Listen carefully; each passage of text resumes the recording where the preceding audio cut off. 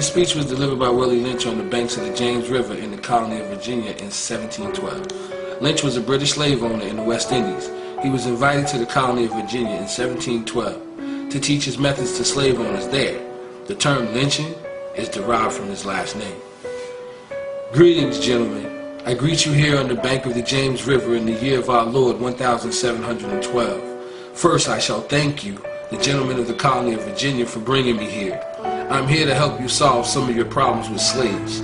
Your invitation reached me on my modest plantation in the West Indies, where I have experimented with some of the newest and still the oldest methods for control of slaves. Ancient Rome would envy us if my program is implemented. As our boat sails south on the James River, named for our illustrious king, whose version of the Bible we cherish, I saw enough to know that your problem is not unique. While Rome used cords of wood as crosses for standing human bodies along its highways in great numbers, you are here using the tree and the rope on occasions. I caught the whiff of a dead slave hanging from a tree a couple miles back. And you're not only losing valuable stock by hangings, you are having uprisings, slaves are running away, your crops are sometimes left in the fields too long for maximum profit, you suffer occasional fires, your animals are killed.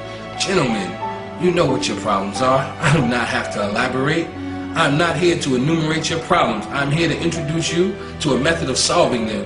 In my bag here, I have foolproof method for controlling your black slaves. I guarantee every one of you that if installed correctly, it will control the slaves for at least 400 years. My method is simple. Any member of your family or your overseer can use it. I have outlined a number of differences among slaves, and I take these differences and I make them bigger. I use fear, distrust, and envy for control purposes. These methods have worked on my modest plantation in the West Indies, and it will work throughout the South. Take this simple little list of differences and think about them. On the top of my list is age, but it's there only because it starts with an A. The second is color or shade. There is intelligence, size, sex, sizes of plantations, status on plantations, attitude of owners, whether the slaves live in the valley, on the hill, east, west, north, south, have fine hair, coarse hair, or is tall or short. Now that you have a list of differences, I shall give you an outline of action. But before that, I shall assure you that distrust is stronger than trust, and envy stronger than adulation, respect, or admiration. The black slaves, after receiving this indoctrination, shall carry on and will become self-refueling and self-generating for hundreds of years, maybe thousands. Don't forget, you must pitch the old versus the old black male versus the young black male. The young black male against the old black male. You must use the dark-skinned slaves versus the light-skinned slaves, and the light-skinned slaves versus the dark-skinned slaves. You must use the female versus the male, and the male versus the female. You must also have white servants and overseers who distrust all black, but it's necessary that your slaves trust and depend on us. They must love, respect, and trust only us. Gentlemen, these kids are your keys to control them. Use them. Have your wives and children use them. Never miss an opportunity. If used intensely for 1 year, the slaves themselves will remain perpetually distrustful. Thank you, gentlemen.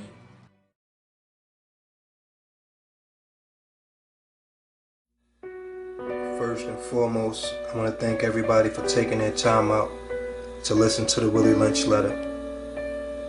But I also want to explain the picture that you see illustrated in front of you. For some people, it may be real simple to get. For others, they might need a little bit of explanation on what the picture may stand for. But basically, at the bottom of the picture, you see two young black men, one with a gun pointed to his head, the other one with a gun in his hand, and he's pointing the gun. And attached to the gun, you see a string. Attached to his wrist, you see a string.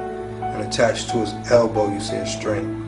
And if you go to the left, you see a hand and strings attached to the fingers, sort of like he's in control of everything the young black men do. And I'm going to show you how this connects to the Willie Lynch letter that he wrote in 1712, and it's 2010. And in the letter he said, "This may last for 300 to 1,000 years." And the plan he implemented is still here today. We still hate each other. We still talk about the old black men, young black men. It's a generation gap. We talk about dark skin, light skin, everything he implemented in his letter, we still struggle with it today. So basically, if you got enough time where you can go read the Willie Lynch letter and see how it affects you every day, you know, I think you would gladly appreciate it. So I just want to thank everybody. It's Dash Living. They say we don't read, so you got to put everything in video or video format. So that's what I did for y'all, for the youth, and for people that's not going to read and take their time out. To everybody, they think they make their own decisions, they think they make their own choices. When the whole way your genetic trait and your DNA works, with somebody drawing up and creating it. So you live and you think, and your thought process is what someone created. So Undeniable TV, Dash Living. I'm out.